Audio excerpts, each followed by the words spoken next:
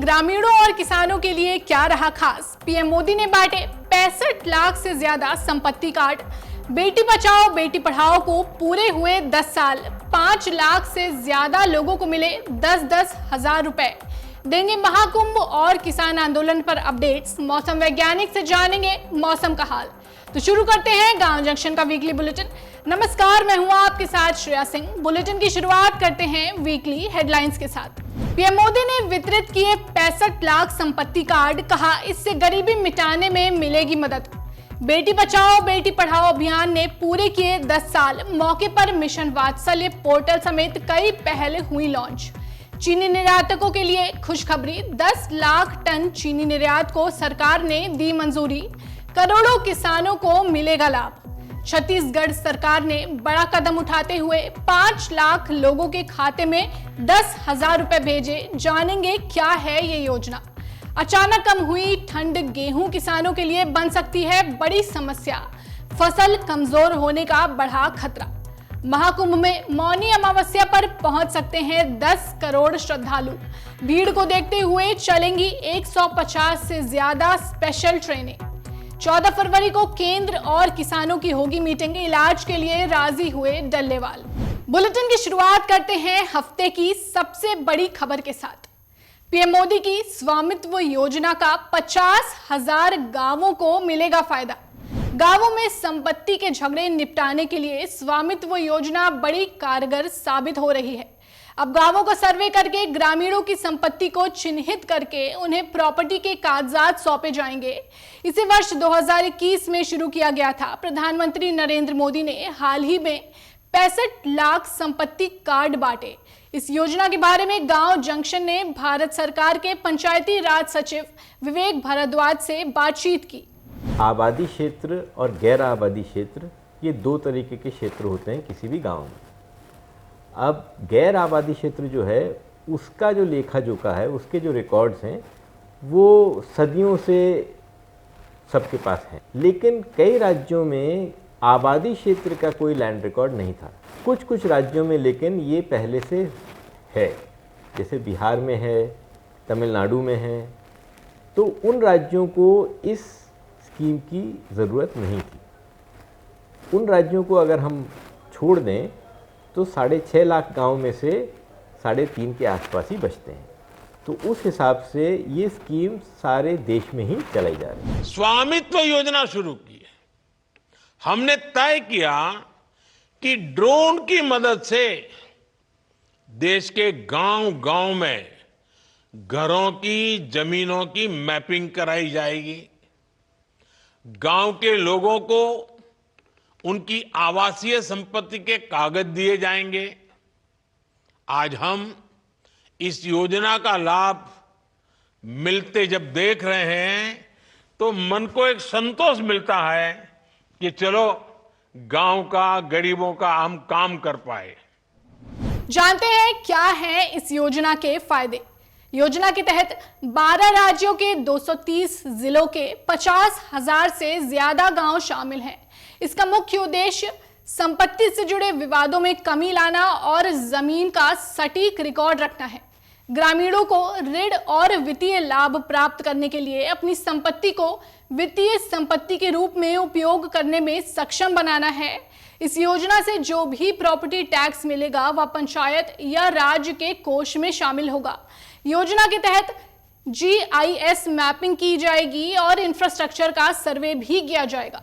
भारत सरकार के पंचायती राज सचिव का पूरा इंटरव्यू आप रविवार सुबह 12 बजे गांव जंक्शन के YouTube चैनल पर देख सकते हैं।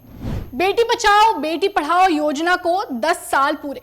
साल 2015 में शुरू की गई बेटी बचाओ बेटी पढ़ाओ योजना लैंगिक असमानता और लड़कियों को सशक्त बनाने के मकसद के लिए लाई गई थी। अभियान को लेकर पीएम मोदी ने अपने एक्स हैंडल पर पोस्ट शेयर किया।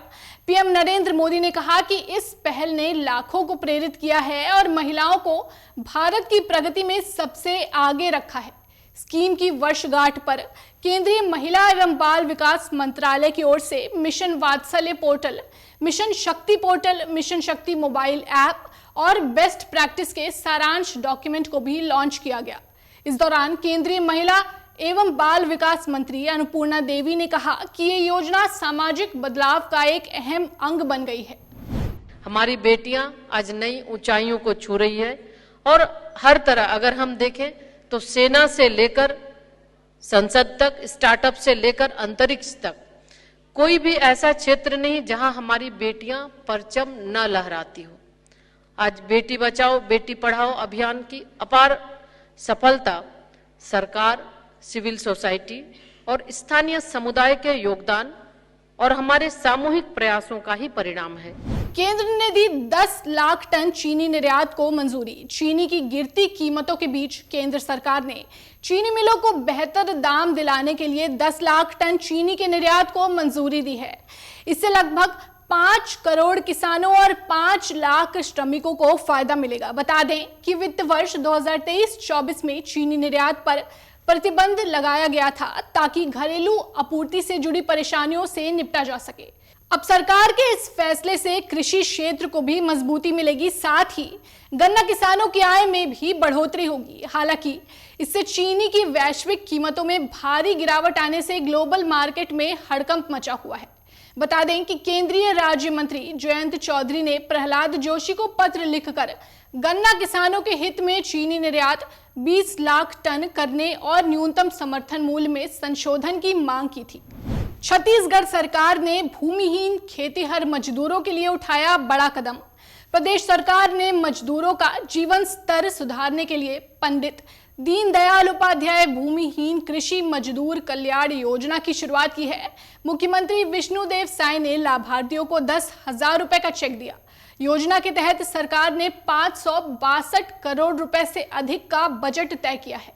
जानते हैं इस योजना के फायदे क्या हैं। योजना 5 लाख लोगों को कवर करेगी। लाभार्थियों को हर साल 10,000 रुपए दिए जाएंगे। एक किस्त में ही लाभार्थियों के खाते में डाले जाएंगे पैसे।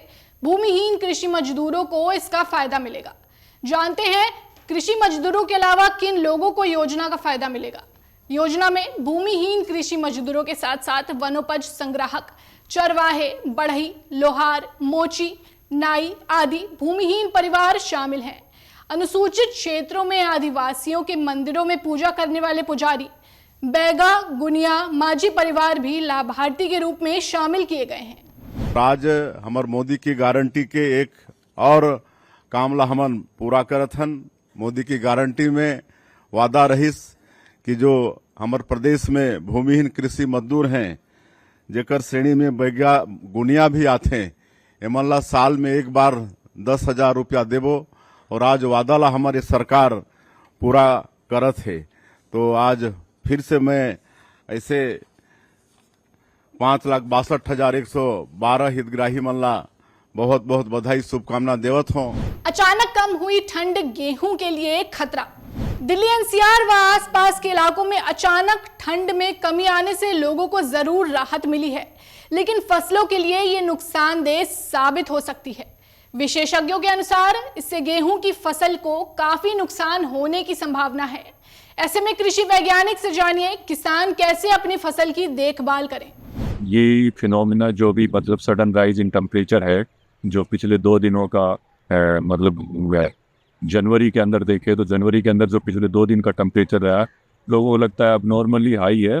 ये ज़्यादा दिनों तक टिकने वाली बात नहीं है।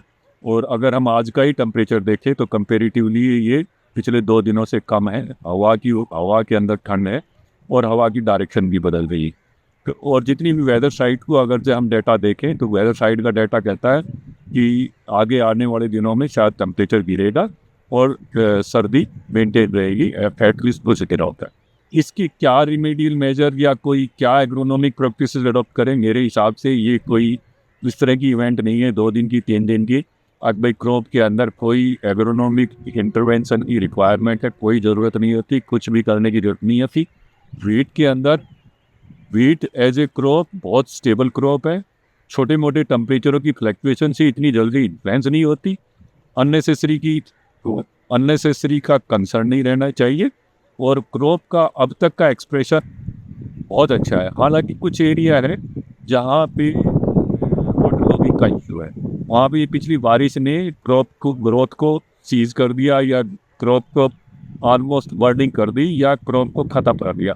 उनमें भी मेरा अपना पर्सनल एक्सपीरियंस है कि शायद वो क्रॉप रिवाइव हो जाए। They just wait for the sunny days. Mahakumbh में पहुंचेंगे 10 करोड़ श्रद्धालु। महाकुंभ में 29 जनवरी को होने जा रहे मौनी अमावस्या के अमृत स्नान में पुण्य की डुबकी लगाने के लिए 10 करोड़ लोगों के पहुंचने का अनुमान है। इस मौके पर कई विदेशी भक्त भी तट पर पहुंचेंगे। प्रशासन के साथ साथ साधु संतों के शिविरों में भी इस पावन अवसर पर अमृत स्नान के लिए आने वाले भक्तों के लिए व्यवस्था की जा रही है। श्रद्धालुओं की भीड़ को देखते हुए 150 से अधिक स्पेशल ट्रेन चलाने की योजना बनाई गई है। ये ट्रेन प्रयागराज के सभी 9 स्टेशनों से अलग अलग दिशाओं में चलाई जाएंगी। वहीं दूसरी ओर लंबी दूरी की 29 ट्रेन निरस्त कर दी गई हैं। बता दें कि महाकुंभ में तमाम बड़े नेता और हस्तियां पहुंच रहे हैं। उपराष्ट्रपति जगदीप धनखड़ 1 फरवरी को महाकुंभ पहुंचेंगे। इसके अलावा पीएम मोदी 5 फरवरी और राष्ट्रपति द्रौपदी मुर्मू 10 फरवरी को कुंभ पहुंचेंगी। वहीं गृह मंत्री अमित शाह 27 जनवरी को महाकुंभ का दौरा करेंगे। बता दें कि प्रयागराज में त्रिवेणी संगम पर अब तक करीब 10 करोड़ लोग पवित्र डुबकी लगा चुके हैं। अब बात किसान आंदोलन 2.0 पर। किसानों की मांगों को लेकर करीब 60 दिनों से आमरण अनशन पर बैठे किसान नेता जगजीत सिंह डल्लेवाल हेल्थ चेकअप के लिए मान गए हैं। इससे पहले आमरण अनशन समाप्त करने के लिए सरवन सिंह पंढेर की अपील पर उन्होंने कहा था कि सभी चाहते थे कि वे आमरण अनशन समाप्त कर दें, लेकिन अनशन से केंद्र पर आंदोलन का दबाव बना है।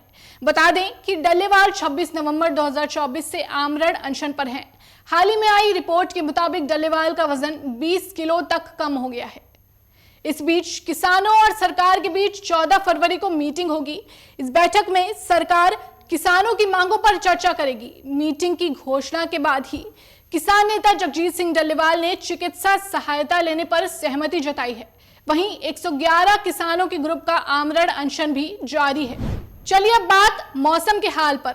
अगले 1 हफ्ते 5 दिन में बारिश का कोई संभावना नहीं है और मैक्सिमम टेम्परेचर स्लोली इंक्रीज होकर 22, 23, 24 तक जाएगा इस हफ्ते में।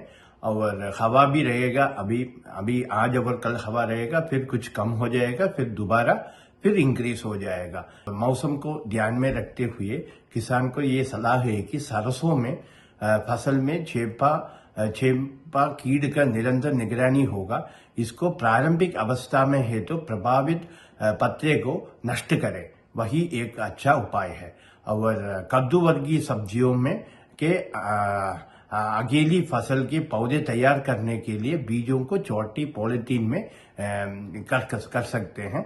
और इस मौसम में तैयार हुआ बंद गोभी, फूल गोभी आदि का रोपाई मेड़ों में कर सकते हैं। और पालक, धनिया, मेथी की बुवाई कर सकते हैं। और ये पत्तों का अच्छा ग्रोथ के लिए आप 20 किलोग्राम यूरिया प्रति एकड़ इसका छिड़काव कर सकते हैं।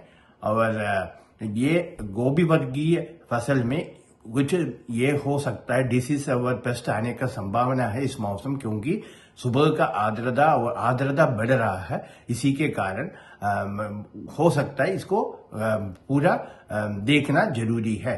और पुष्प में भी कुछ रोग का निगरानी करना जरूरी है इस मौसम में।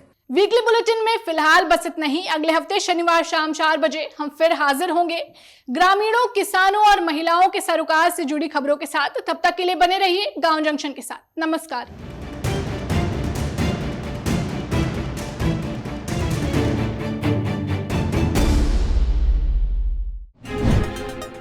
गांव जंक्शन को सभी सोशल मीडिया प्लेटफॉर्म्स पर फॉलो करें। व्हाट्सएप चैनल और जीमेल आईडी पर भी संपर्क साध सकते हैं।